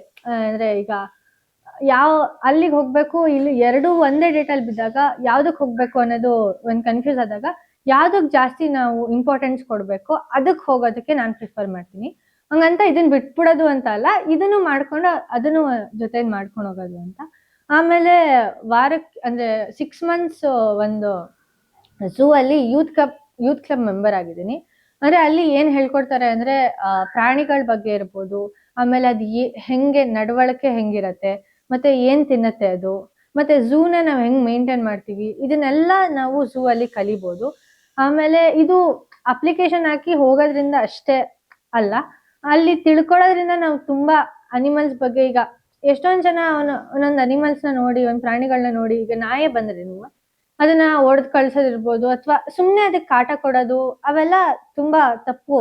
ಬಿಕಾಸ್ ಈಗ ಅದು ಮೂಕ ಪ್ರಾಣಿ, ನಾವು ಅದಕ್ಕೆ ಸುಮ್ಮನೆ ಒಬ್ಬೊಬ್ರು ಕಲ್ಲು ಹೊಡೆಯೋದಿರ್ಬೋದು ಅಥವಾ ಅದನ್ನ ಓಡಿಸ್ಕೊಂಡು ಹೋಗೋದಿರ್ಬೋದು, ಆ ಥರ ಎಷ್ಟೊಂದು ಜನ ಮಾಡ್ತಾರೆ. ಈ ಥರ ನಾವು ಝೂ ಅಲ್ಲಿ ಈ ಥರ ಯಾವ್ದಾರೋ ಒಂದು ಕ್ಲಾಸಸ್ಗೆ ಹೋದಾಗ ಅನಿಮಲ್ಸ್ ಬಗ್ಗೆ ನಾವು ಈ ಥರ ಏನಾರೋ ಪ್ರಾಣಿಗಳಿಗೆ ತುಂಬ ಕಾಟ ಕೊಡ್ತಾ ಇರ್ತಾರಲ್ಲ, ಅವರನ್ನ ಸ್ವಲ್ಪ ತಪ್ಪಿಸ್ಬೋದು ಅನ್ನೋದು ನನ್ನ ಮನವರಿಕೆ. ಅವಳು ಯಾವ್ದ್ಯಾವ್ದನ್ನ ಆಯ್ಕೆ ಮಾಡ್ಕೊಂಡಿದ್ದಾಳೆ ಅದರಲ್ಲೆಲ್ಲ ತುಂಬಾ ಚೆನ್ನಾಗಿ ಮಾಡ್ತಾ ಇದ್ದಾಳೆ. ಭಗವದ್ಗೀತೆ ಕಲಿತಾ ಇದ್ದಾಳೆ, ಕಗ್ಗ ಕಲಿತಾ ಇದ್ದಾಳೆ. ಈಗ ಅವಳಿಗೆ ಪ್ರಾಣಿ ಪಕ್ಷಿಗಳಂದ್ರೆ ತುಂಬಾ ಇಷ್ಟ. ಝೂನಲ್ಲಿ ವಾಲಂಟಿಯರ್ ಅಂದ್ರೆ ಯೂತ್ ಕ್ಲಬ್ ಮೆಂಬರ್ ಆಗಿದ್ದಾಳೆ. ಅದು ಒಂದು 6 months ಟ್ರೈನಿಂಗ್ ಇದೆ. ಹೋಮಿಯೋಪತಿದು ಒಂದು ಬೇಸಿಕ್ ನಮಗೆ ಬೇಕಾಗಿರೋ ಅಂತ ಮೆಡಿಸಿನ್ ಬಗ್ಗೆ ಒಂದು ಟ್ರೈನಿಂಗ್ ಮಾಡ್ಕೊಂಡ್ಲು. ಗೌರ್ಮೆಂಟ್ ಶಾಲೆನಲ್ಲಿ ಓದೋದ್ರಿಂದ ಸ್ಟ್ರೆಸ್ ಫ್ರೀ ಆಗಿ ಎಷ್ಟು ಬೇಕೋ ಅಷ್ಟು ಸಿಲೆಬಸ್ ಅನ್ನ ಓದೋದ್ರಿಂದ ಬೇರೆದನ್ನೆಲ್ಲ ನಾವು ಸಮಗ್ರವಾಗಿ ಕಲಿಯೋದಕ್ಕೆ ಸಮಯ ಸಿಗತ್ತೆ. ಸ್ಟ್ರೆಸ್ ಫ್ರೀ ಯಾಕೆ ಅಂತ ಹೇಳ್ತಿದ್ದೀನಿ ನಾನು. ಸ್ಟ್ರೆಸ್ ಫ್ರೀ ಅನ್ನೋದನ್ನ ಮತ್ತೆ ಹೇಳ್ತಾ ಇದ್ದೀನಿ. ಇವತ್ತಿನ ಮಕ್ಕಳಿಗೆ ನಮ್ಮ ಟೈಮಲ್ಲಿ ಕೆಲ್ಸಕ್ಕೆ ಹೋದ್ಮೇಲೆ ಸ್ಟ್ರೆಸ್ ಬಂತು ಅಂತ ಹೇಳ್ತಿದ್ರು. ಇವತ್ತು ಓದ್ತಾ ನಾನು 10th ಬರೋಷ್ಟೊತ್ತಿಗೆ ಸ್ಟ್ರೆಸ್ ಬಂದ್ಬಿಟ್ಟಿರುತ್ತೆ. ಬೇಡದೇ ಇರೋದನ್ನ ಓದ್ತಾರೆ ಮಕ್ಕಳು. ಯಾಕೆ ಅಷ್ಟೊಂದು ಓದಬೇಕು? ಅದ್ರದ್ದು ಅನಿವಾರ್ಯತೆ ಏನಿದೆ? ಡಿಗ್ರಿಗೆ ಬಂದಾಗ ಓದಕ್ಕಾಗಲ್ಲ, ಇಂಟ್ರೆಸ್ಟ್ ಕಳ್ಕೊಂಡ್ಬಿಟ್ರು, ಇನ್ನೇನೋ ಅದ್ರೆಲ್ಲ ಸೆಟ್ಲ್ ಆದ್ರು, ಒಂದಷ್ಟು ಜನ ನೆಗೆಟಿವ್ ಆಗಿ ಏನೋ ಮಾಡ್ಕೊಬಿಟ್ರು, ಈ ಥರದ್ದೆಲ್ಲನೂ ನಾವು ಕೇಳ್ತೀವಿ. ಸೊ ನಾವು ನಮ್ಮ ಮಕ್ಳಿಗೆ ಕೊಡ್ಬೇಕಾಗಿರೋದು ನಾನು ಬದುಕ್ತೀನಿ ಅನ್ನೋದನ್ನ. ಏನೇ ಆದ್ರೂ ನಾನು ಬದುಕ್ತೀನಿ, ಅದು ಫೇಲ್ಯೂರೋ ಪಾಸೋ, ಅದರ ಜೀವನದಿಂದ ನಾವು ಕಲ್ತದ ಪಾಠಗಳನ್ನ ತಗೊಂಡು ನಾನು ಬದುಕ್ತೀನಿ ಅನ್ನೋದನ್ನ ನಾವು ಕಲಿಸ್ಬೇಕಾಗಿರೋದು. ಮತ್ತೆ ನಮ್ಮ ಸ್ಕೂಲಲ್ಲಿ ರೋಟರಿ ಸಂಸ್ಥೆಯಿಂದ ಎಷ್ಟೊಂದು ಅವರು ಆಕ್ಟಿವಿಟೀಸ್ ಮಾಡ್ತಾರೆ. ಅಂದ್ರೆ ಈಗ ಯಾರು ಹೈಯೆಸ್ಟ್ ಮಾರ್ಕ್ಸ್ ತೆಗ್ದಿದಾರೋ ಅಥವಾ ಕ್ಲಾಸ್ ಟಾಪರ್ಸ್ ಯಾರ್ಯಾರು ಇರ್ತಾರೋ ಅವ್ರಿಗೆ ಏನಾರೋ ಒಂದು ಗಿಫ್ಟ್ ಕೊಡೋದಿರ್ಬೋದು ಅಥವಾ ಒಂದು ಪ್ರೈಸ್ ಕೊಡೋದಿರ್ಬೋದು. ಆಮೇಲೆ ನಮ್ಗೆ ಅಂತ ಒಂದು ಎಲೆಕ್ಷನ್ ಮಾಡ್ತಾರೆ ನಮ್ಮ ಸ್ಕೂಲಲ್ಲಿ. ಈ ತರ ಎಲ್ಲಾರ್ಗೂ ಒಂದು ಯಾರು ಸೋಲೋದು ಅಂತ ಎಲ್ಲೂ ಇರಲ್ಲ, ಎಲ್ಲಾರ್ಗೂ ಒಂದೊಂದು ಪೊಸಿಷನ್ ಕೊಟ್ಟಿರ್ತಾರೆ. ಆಮೇಲೆ ಆ ಎಲೆಕ್ಷನ್ ಅಲ್ಲಿ ಗೆದ್ದವ್ರಿಗೆ ಇಷ್ಟು ನೀನು ನಿರ್ವಹಿಸ್ಕೊಂಡ್ ಬರ್ಬೇಕು, ನಮ್ ಸ್ಕೂಲ್ನ ಹೆಂಗೆ ನೀನ್ ಮೇಂಟೈನ್ ಮಾಡ್ತೀಯ ಅನ್ನೋದನ್ನ ನಮಗೆ ಲೀಡರ್ಶಿಪ್ ನ ಅವರು ತಿಳಿಸ್ಕೊಡ್ತಾರೆ. ಅದೆಲ್ಲವನ್ನ ನಾವ್ ಈ ತರ ಸಿಂಪಲ್ ಆಗಿರೋ ಲೈಫ್ ಸ್ಟೈಲ್ ನ ಅಡಾಪ್ಟ್ ಮಾಡ್ಕೊಂಡ್ರೆ ಮಕ್ಕಳಿಗೂ ಅದ್ರದ್ದು ಮೌಲ್ಯ ತಿಳಿಯತ್ತೆ, ಯಾವ್ದಕ್ಕೆ ಆದ್ರೂ ಬೆಲೆ ಇರತ್ತೆ. ಆ ಮೌಲ್ಯಗಳನ್ನ ತಿಳಿಸೋ ಅಂಥದ್ದು ಸಿಂಪಲ್ ವೇನಲ್ಲಿ. ಕೀಳರಿಮೆ ಅಂತ ಅನ್ಕೋತಾರೆ, ಇಲ್ಲ ನಿಮ್ ಮಗಳನ್ನ ಹಾಳು ಮಾಡ್ತಿದ್ದೀರಾ ನೀವು, ಒಳ್ಳೆ ಮಗುನ ಕರ್ಕೊಂಡೋಗಿ ಗೌರ್ಮೆಂಟ್ ಸ್ಕೂಲ್ಗೆ ಸೇರಿಸಿ ಅಂತ. ಇಲ್ಲ, ನನ್ನ ಮಗಳು ಬೇರೆಯವ್ರಿಗೂ ಮಾದರಿ ಆಗಿದ್ದಾಳೆ, ನಾವು ಬೇರೆಯವ್ರಿಗೆ ಮಾದರಿ ಆಗಿದ್ದೀವಿ ಅಂತಾನೆ ಅನ್ನಿಸ್ತು. ಯಾಕಂದ್ರೆ ಇಷ್ಟು ವರ್ಷದ ಜರ್ನಿದು ಎಕ್ಸ್ಪೀರಿಯನ್ಸ್ ನಂದು. ಯಾವ ಗೌರ್ಮೆಂಟ್ ಸ್ಕೂಲೇ ಆದ್ರೂನು, ನೀವು ಪ್ರೈವೇಟ್ ಸ್ಕೂಲೇ ಆದ್ರೂನು ನಿಮ್ಮನ್ನ ಒಂದು ಲಿಮಿಟೆಡ್ ಆಗಿ ರೆಸ್ಟ್ರಿಕ್ಟ್ ಮಾಡಿಬಿಟ್ಟಿರ್ತಾರೆ, ಅದನ್ನ ದಾಟಿ ನೀವು ಒಳಗೆ ಬರಂಗಿಲ್ಲ ಅಂತ. ಗೌರ್ಮೆಂಟ್ ಸ್ಕೂಲಲ್ಲಿ ಆಗಲ್ಲ. ಪೇರೆಂಟ್ಸ್ದೇ ಒಂದು ಫೋರಮ್ ಇದೆ, ನೀವು ಅಲ್ಲಿ ಕ್ವಶನ್ ಮಾಡ್ಬೋದು, ನನ್ನ ಮಗುಗೆ ಇದು ಸಿಕ್ತಿಲ್ಲ ಅಂತ ಹೇಳ್ಬೋದು. ನನ್ನ ಮಗುಗೆ ಅಷ್ಟೇ ಅಲ್ಲ, ನಾವು ಬೇರೆ ಮಗುಗೂ ನಾವು ಕೇಳ್ತೀವಿ, ನಾವು ಈ ಮಗುಗೆ ಇದು ಸಿಕ್ಕಿಲ್ಲ, ಈ ಸ್ಕೂಲಿಗೆ ಇದಿಲ್ಲ, ಇದು ಯಾಕೆ, ಈ ಥರದ್ದೆಲ್ಲನೂ ಕ್ವಶನ್ ಮಾಡಿದಾಗ್ಲೇನೆ ಕರೆಕ್ಷನ್ಸ್ ಮಾಡ್ಕೊಳ್ಳೋದಕ್ಕಾಗೋದು ಯಾರೇ ಆದ್ರೂ. ನಮ್ಮ ಸ್ಕೂಲಲ್ಲಿ ಎಲ್ಲ ಟೀಚರ್ಸುನು ಎಷ್ಟು ಅಂದ್ರೆ, ಇಲ್ಲ ನಿಮ್ಮ ಮಗು ಇದರಲ್ಲಿ ವೀಕ್ ಇದ್ದಾಳೆ, ಇದನ್ನ ಸ್ಟ್ರಾಂಗ್ ಮಾಡಬೇಕು, ಇದ್ರಲ್ಲಿ ಸ್ಟ್ರಾಂಗ್ ಇದ್ದಾಳೆ, ಇದನ್ನ ಸ್ಟ್ರಾಂಗ್ ಮಾಡಬೇಕು ಅಂತ ಎಷ್ಟು ಚಂದ ಹೇಳ್ತಾರೆ ಅಂತ ಹೇಳಿದ್ರೆ, ಕಾಲ್ ಮಾಡಿ ಹೇಳ್ತಾರೆ, ಯಾಕೆ ಬಂದಿಲ್ಲ ಮಗು, ಯಾಕೆ ಏನಾಯ್ತು ಅಂತ ಕೇಳ್ತಾರೆ, ಇಲ್ಲಿ ಕಳಿಸ್ಕೊಡಿ ಅವಳನ್ನ, ಇದಕ್ಕೆ ಸೂಟ್ ಆಗತ್ತೆ ಅಂತ ಹೇಳ್ತಾರೆ. ಪ್ರತಿಯೊಂದನ್ನು ನಮಗೆ ಅವರು ಗೈಡ್ ಮಾಡ್ತಾರೆ. ನಮಗೆ ಅಲ್ಲಿ ಇದು ಸರಿ ಇಲ್ಲ ಅಂತ ಹೇಳಿದಾಗ ನಾವು ಹೇಳ್ತೀವಿ ಇದನ್ನ ಕರೆಕ್ಷನ್ ಮಾಡ್ಕೋಬೇಕಿದೆ ಅಂತ. ಸೊ ನಮ್ಮ ಮಗಳನ್ನ ಗೌರ್ಮೆಂಟ್ ಸ್ಕೂಲಿಗೆ ಸೇರಿಸಿರೋದ್ರಿಂದ ಅವಳ ಕೆಪಾಸಿಟಿ ನಮಗೆ ಈ ತುಂಬ ಚಿಕ್ಕ ಏಜಲ್ಲೇ ನಮಗೆ ಗೊತ್ತಾಗ್ತಾ ಇದೆ. ಯಾಕಂದರೆ ಒಂದು ಬೌಂಡ್ರಿಲಿ ಇಲ್ಲ ಅವಳು, ಸೊ ಶಿ ಈಸ್ ಬೌಂಡ್ರಿಲೆಸ್. ಸೊ ಅದು ನಮಗೆ ತುಂಬ ಹೆಲ್ಪ್ ಆಗ್ತಾ ಇದೆ. ಯಾಕಂದರೆ ಅವಳಲ್ಲಿ ಏನೇನು ಒಳಗಡೆ ಸ್ಕಿಲ್ಸ್ ಇದೆಯೋ ಅದೆಲ್ಲ ಆಟೋಮೆಟಿಕ್ ಆಚೆ ಬರ್ತಿದೆ. ಸೊ ನಾವು ಇನ್ನೊಂದು ಮೇಯ್ನ್ ಏನು ಮಾಡ್ತಿದ್ದೀವಿ ಅಂದರೆ, ಡಿಸಿಷನ್ ಅವಳಿಗೆ ಬಿಡ್ತಿದ್ವಿ, ನಾವು ಇನ್ಫಾರ್ಮೇಷನ್ ಅಷ್ಟೇ ಕೊಡ್ತೀವಿ ಮಗುಗೆ, ಇದು ಇದೆ, ಇದಿದೆ, ಹೀಗೀಗೆ ಅಂತ. ಸೊ ಅಲ್ಟಿಮೇಟ್ಲಿ ಅವಳೇ ಚೂಸ್ ಮಾಡಿ ಅವಳು ಓದಬೇಕು, ದಟ್ ಈಸ್ ಅವರ್ ಏಮ್. ಈ ದೃಷ್ಟಿಲೇ ನಾವು ಅವಳ ಭವಿಷ್ಯನೂ ನಾವು ಅವಳಿಗೆ ಬಿಟ್ಟಿದ್ದೀವಿ. ಯಾಕೆಂದರೆ ಅವಳು ಚೂಸ್ ಮಾಡಿದ್ರೆ she is going to be the best in our career. So ಅವಳು ಏನು ಚೂಸ್ ಮಾಡ್ತಾಳೋ ಅದಕ್ಕೆ ನಾವು ಎಷ್ಟು ನಮ್ಮ ಕಡೆಯಿಂದ ಆ್ಯಸ್ ಎ ಪೇರೆಂಟ್ ರಿಸೋರ್ಸ್ ಆಗಲಿ ಅಥವಾ ಅದ್ರದ್ದು ಇನ್ಫಾರ್ಮೇಷನ್ ಆಗಲಿ ಕೊಡೋದಷ್ಟೇ ನಮ್ಮ ಕೆಲಸ. Decision always belong it is our decision. ಅದಕ್ಕೆ ನಾವು ಜೊತೆಲಿ ನಿಂತ್ಕೊಂಡು ಅವಳನ್ನ ಮುಂದುವರ್ಸೋದಷ್ಟೇ ಬಿಟ್ಟರೆ, ನಮ್ಮ ಕಡೆಯಿಂದ ಅವಳು ಇದೇ ಆಗಬೇಕು ಅದೇ ಆಗಬೇಕು ಅನ್ನೋ ಯಾವುದೇ ಎಕ್ಸ್ಪೆಕ್ಟೇಷನ್ ಇಲ್ಲ. ಬಟ್ ಒಂದು ಕಾನ್ಫಿಡೆನ್ಸ್ ಏನಿದೆ, she is going to be the best ಅನ್ನೋದು ನಮ್ಮ ನಂಬಿಕೆ. ನನ್ನ ಮಗಳು ಮುಂದೆ ನಾನು ಒಂದು ಪಾನಿಪುರಿ ಅಂಗಡಿ ಇಟ್ಕೊತೀನಿ ಅಂತ ಹೇಳಿದ್ರೆ ನಾನು ಈರುಳ್ಳಿ ಕಟ್ ಮಾಡೋದಕ್ಕೆ ರೆಡಿ ಇರಬೇಕು ಅನ್ನೋ ಮೈಂಡ್ ಸೆಟ್ ನಮ್ದಿರೋದ್ರಿಂದ ಅವಳಿಗೆ ಸಪೋರ್ಟ್ ಆಗಿರಬೇಕು ನಾವು ಯಾವುದೇ ಆದ್ರೂ ಅಂತ. ಇದು ಯಾಕೆ ಹೇಳ್ತಿದ್ದೀನಿ ಅಂತ ಹೇಳಿದ್ರೆ, ನಾನು ನನ್ನ ಗಂಡ ಇಬ್ರು ಇಂಜಿನಿಯರ್ಸ್ ನನ್ನೇ, ನಾವಿಬ್ರು sophisticated slaves under someone. ಇನ್ನೊಂದು ಯಾವುದೋ ಕಂಪ್ನಿನಲ್ಲಿ ನಾವು ಸ್ಲೇವ್ಸೇನೆ, ನಾವು ಕೂಲಿಗಿರ ಅಂತವ್ರೇನೆ, ಹೈಯೆಸ್ಟ್ ಸ್ಯಾಲ್ರಿಗೆ ಕೂಲಿಗಿರ ಅಂತವ್ರು. ಬಟ್ ನನ್ನ ಮಗಳು ಒಂದು ಪಾನಿಪುರಿ ಅಂಗಡಿ ಇಡ್ತೀನಿ, ಚುರುಮುರಿ ಅಂಗಡಿ ಇರ್ತೀನಿ ಅಂತ ಹೇಳಿದ್ರು ಎಂಟರ್ಪ್ರೈನರ್ ಆಗ್ತಾಳೆ. ಸೊ ಅದ್ರ ಅಂಡರಲ್ಲಿ ನಾವು ಅವಳಿಗೆ ವರ್ಕ್ ಮಾಡೋದಕ್ಕೆ ರೆಡಿ ಇರ್ತೀವಿ ಅನ್ನೋದನ್ನ ಹೇಳೋದಕ್ಕೆ ಇಷ್ಟಪಡ್ತೀನಿ. ಒಳ್ಳೆ ಪ್ರಜೆಯಾಗಿ ಒಳ್ಳೆ ಮಗುವಾಗಿ ಬೆಳೀಲಿ ಅನ್ನೋದಷ್ಟೇ ನನ್ನ. ಎಲ್ಲರನ್ನೂ ಗಮನಿಸ್ಕೊಂಡು ಒಂದು ಮಾನವೀಯತೆನ ಬೆಳೆಸ್ಕೊಂಡು ಹೋಗ್ಲಿ ಅನ್ನೋದಷ್ಟೇ ನಮ್ಮ ಆಶಯ ಇರೋದು. ಬೇರೆ ಮಕ್ಳಿಗೂ ಇದೆಲ್ಲಾನು ಸಿಗಲಿ, ಹತ್ರದಲ್ಲೇ ಇದೆ ನಮ್ಮ ಎಲ್ಲ ಸ್ಕೂಲ್ಸ್ಗಳೆಲ್ಲಾನು ಹತ್ರ ಇರೋದ್ರಿಂದ ಗೌರ್ಮೆಂಟ್ ಸ್ಕೂಲ್ ಬೆಳಿಬೇಕು ಅಂತ ಹೇಳಿದ್ರೆ ಫಸ್ಟ್ ನಾವು ಅದನ್ನ ಸೆಲೆಕ್ಟ್ ಮಾಡ್ಕೋಬೇಕು. ಪ್ರೈವೇಟ್ ಸೆಕ್ಟರ್ ಅನ್ನೋದಕ್ಕಿಂತನೂ ಒಂದು ಕಂಟ್ರಿ, ಒಂದು ಸ್ಟೇಟ್, ಒಂದು ಊರು ಡೆವಲಪ್ ಆಗಬೇಕು ಅಂತ ಹೇಳಿದ್ರೆ ಬರೀ ಗೌರ್ಮೆಂಟ್ ಅಷ್ಟೇ ಅಲ್ಲ, ನಾವು ಅಂದರೆ ಪೀಪಲ್ ಪಾರ್ಟಿಸಿಪೇಷನ್ನು ಇರಬೇಕು. ಹೇಗೆ ಅಂತ ಹೇಳಿದ್ರೆ ಈ ಥರಕ್ಕೂ ಇರ್ಬೋದು. ನಾವು ಸ್ಕೂಲಿಗೆ ಸೇರಿಸೋದ್ರಿಂದನೂ ಗೌರ್ಮೆಂಟ್ ಸೆಕ್ಟರ್ಗಳಿಗೆ ನಾವು ಪೀಪಲ್ ಪಾರ್ಟಿಸಿಪೇಷನ್ ಮಾಡ್ತೀವಿ ಅನ್ನೋದನ್ನ ನಾನು ಹೇಳೋದಕ್ಕೆ ಇಷ್ಟಪಡ್ತೀನಿ. ಒಂದು ಕಂಟ್ರಿ ಡೆವಲಪ್ ಆಗಬೇಕು ಅಂತ ಹೇಳಿದ್ರೆ ಎಲ್ಲಾರ್ದೂ ಪಾರ್ಟಿಸಿಪೇಷನ್ ಇರಬೇಕು ಅನ್ನೋದನ್ನ ನಾನು ಹೇಳೋದಕ್ಕೆ ಇಷ್ಟಪಡ್ತೀನಿ. ಪೇರೆಂಟ್ಸ್ ಗೌರ್ಮೆಂಟ್ ಸ್ಕೂಲ್ಗೆ ಆರಾಮಾಗಿ ಸೇರಿಸ್ಬೋದು. ಬಿಕಾಸ್ ಇಲ್ಲಿ ಅಂದರೆ ನಮ್ಮ ಸ್ಕೂಲಲ್ಲಿ ಸೀಟ್ ಸಿಗೋದೇ ಅಪರೂಪ. ಬಿಕಾಸ್ ನಮ್ಮ ಕ್ಲಾಸಲ್ಲೇನೆ ಆಲ್ಮೋಸ್ಟ್ ಒಂದು 50 ಮೇಲಿದ್ದೀವಿ ಸ್ಟೂಡೆಂಟ್ಸು. ಅಂದರೆ ಆಲ್ ಓವರ್ ಯಾವುದೇ ಗೌರ್ಮೆಂಟ್ ಸ್ಕೂಲ್ ಆದ್ರೂ ನೀವು ಆರಾಮಾಗಿ ಸೇರಿಸ್ಬೋದು ಅನ್ನೋದು ನನ್ನ ಒಪಿನಿಯನ್. ಸೊ ನಾವೆಲ್ಲ ಈಗ ಪೇರೆಂಟ್ಸ್ ಆಗಿ ಅಥವಾ ಎಲ್ಲರೂ ಏನು ಅಂದ್ಕೊಳೋದಂದ್ರೆ, ಒಂದು ಗೌರ್ಮೆಂಟ್ ಜಾಬ್ ಬೇಕು ಅಥವಾ ಒಂದು ಪ್ರೊಫೆಷನಲ್ ಕೋರ್ಸ್ ಹೋಗ್ಬೇಕಂದ್ರೆ ಗೌರ್ಮೆಂಟ್ಸ್ ಕಾಲೇಜಸ್ಸೇ ಬೇಕು ಅಂತ ಥಿಂಕ್ ಮಾಡ್ತೀವಿ. ಅದೇ ಗೌರ್ಮೆಂಟ್ ಸ್ಕೂಲ್ಗಳು ಯಾಕೆ ಬೇಡ ಬೇಕು ಅಂತ ಡಿಸೈಡ್ ಮಾಡಲ್ಲ. ಸೊ ಪ್ರಾಬ್ಲಮ್ ಇರೋದು ಇಲ್ಲಿ, ನಮ್ಮೊಳಗಿರೋ ಪ್ರಾಬ್ಲಮ್ ಅದು. ಗೌರ್ಮೆಂಟ್ ಸ್ಕೂಲ್ ಚೆನ್ನಾಗಿಲ್ಲ, ಕಾಲೇಜಸ್ ಹೆಂಗೆ ಚೆನ್ನಾಗಿರ್ತವೆ? ಸೊ ಇಲ್ಲಿ ಏನು ಪ್ರೋಸೆಸ್ ಆಗಿ ರಿಕ್ರೂಟ್ ಮಾಡ್ಕೊಂಡಿರ್ತಾರೋ ಅದೇ ಥರ ತಾನೇ ಅಲ್ಲೂ ರಿಕ್ರೂಟ್ ಮಾಡ್ಕೊಂಡಿರ್ತಾರೆ. ಸೊ ನಮ್ಮೊಳಗಿರೋ ಮಿತ್ತನ್ನ ನಾವು ಮೊದಲು ತೆಗಿಬೇಕು. ಗೌರ್ಮೆಂಟಿಂದ ಇರೋದೆಲ್ಲ ಕಡಿಮೆ ಗ್ರೇಡ್ದು, ಪ್ರೈವೇಟ್ ಇರೋದು ಅಷ್ಟೇ ತುಂಬ ಹೈ ಸ್ಟ್ಯಾಂಡರ್ಡ್ ಅಂದು, ಇವೆಲ್ಲ ನಮ್ಮ ಮಿತ್ ಬಿಟ್ಟರೆ ಬೇರೆ ಏನೂ ಇಲ್ಲ ಇದರಲ್ಲಿ. ಸೊ ಆದಷ್ಟು ನಾವು ಗೌರ್ಮೆಂಟ್ ಸ್ಕೂಲಿಂದನೇ ಸೇರಿಸಿದ್ರೆ ಅವರ ಸರ್ವತೋಮುಖ ಬೆಳವಣಿಗೆಗೆ, ಒಂದು ಸಮಾಜದಲ್ಲಿ ಅವನು ಓದೆಲ್ಲ ಮುಗಿಸ್ಕೊಂಡು ಆಚೆ ಸಮಾಜಕ್ಕೆ ಬಂದ ತಕ್ಷಣ ಅವನಿಗೆ ಆಗೋ ಭಯನ ನಾವು ಇಲ್ಲೇ ತಡೆದ್ಬಿಡ್ಬೋದು. ಸೊ ಅದು ತುಂಬ ಹೆಲ್ಪ್ ಆಗುತ್ತೆ. ನಾನು ಎಲ್ರಿಗೂ ಈ ವಾಹಿನಿ ಮುಖಾಂತರ ನಿಮಗೆ ನನ್ನ ರಿಕ್ವೆಸ್ಟ್ ಏನಂದರೆ, ನೀವು ಯೋಚನೆ ಮಾಡಿ, ನಿಮ್ಮ ಸ್ವಂತ ಬುದ್ಧಿಯಿಂದ ಯೋಚನೆ ಮಾಡಿ, ಯಾವುದು ಸರಿ ಅನಿಸುತ್ತೆ ಅದನ್ನು ಮಾಡಿ. ಗೌರ್ಮೆಂಟ್ ಸ್ಕೂಲು ಯಾವತ್ತೂ ಕೀಳು ಅಂತ ನೋಡಬೇಡಿ. ನೀವು ಹೋಗಿ ಟೀಚರ್ಸ್ ಹತ್ರ ಮಾತಾಡಿ, ನಿಮ್ಮ ಡೌಟ್ಸ್ ಎಲ್ಲ ಕ್ಲಿಯರ್ ಮಾಡ್ಕೊಳ್ಳಿ. ನೀವು ಸ್ಯಾಟಿಸ್ಫೈ ಆದಮೇಲೆ ನೀವು ಸ್ಕೂಲಿಗೆ ಸೇರಿಸಿ. ಆಮೇಲೆ ನಿಮಗೆ ರಿಸಲ್ಟ್ ನೀವೇ ನೋಡ್ತೀರಾ. ನಾನು ಒಬ್ಬ ಇಂಜಿನಿಯರ್ ಆಗಿ ಕನ್ನಡ ಮೀಡಿಯಮಲ್ಲೇ ಓದಿ, ಗೌರ್ಮೆಂಟ್ ಸ್ಕೂಲಲ್ಲೇ ಓದಿ ನಾನು ಇಂಜಿನಿಯರ್ ಆಗಿದ್ದೀನಿ. ಹಾಗಂತ ನಾನು ಪ್ರೌಡ್ ಅಂತಲ್ಲ, ಆದರೆ ಯಾರು ಏನು ಬೇಕಾದ್ರೂ ಆಗ್ಬೋದು. ಎಲ್ಲರಲ್ಲೂ ಅವ್ರದ್ದೇ ಆದ ಸಾಮರ್ಥ್ಯ ಇರುತ್ತೆ. ಯಾರೂ ಮೇಲಲ್ಲ, ಯಾರೂ ಕೀಳಲ್ಲ. ಸೊ ಎಲ್ರಿಗೂ ಒಂದು ಒಳ್ಳೆ ಭವಿಷ್ಯ ಇರಲಿ ಅನ್ನೋ ಒಂದು ದೃಷ್ಟಿಯಿಂದ ನಾನು ಗೌರ್ಮೆಂಟ್ ಸ್ಕೂಲು, ಅದರಲ್ಲೂ ನಮ್ಮ ಭಾಷೆ ಕನ್ನಡ ಭಾಷೆ, ಇದನ್ನು ದಯವಿಟ್ಟು ಬೆಳೆಸಿ ಉಳಿಸಿ ನಿಮ್ಮ ಮಕ್ಕಳನ್ನು ನೀವು ಸಮಾಧಾನವಾಗಿ ಬೆಳೆಯುವಂಥ ವಾತಾವರಣದಲ್ಲಿ ಬೆಳೆಸಿದ್ರೆ ಅವರು ಖಂಡಿತವಾಗಿಯೂ ಒಂದು ಒಳ್ಳೆ ಪ್ರಜೆ ಆಗ್ತಾರೆ ಅನ್ನೋದು ನಮ್ಮ ನಂಬಿಕೆ. ದಯವಿಟ್ಟು ಎಲ್ಲರೂ ಇದ್ರ ಬಗ್ಗೆ ಯೋಚನೆ ಮಾಡ್ತೀರಾ, ಒಂದೊಳ್ಳೆ ನಿರ್ಧಾರ ತಗೋತೀರಾ ಅನ್ನೋ ಒಂದು ನಂಬಿಕೆಯಿಂದ ಎಲ್ರಿಗೂ ಧನ್ಯವಾದ. ಸಾನಿದ ಸಾನಿದ ಪಮಗರೆ ಸಾ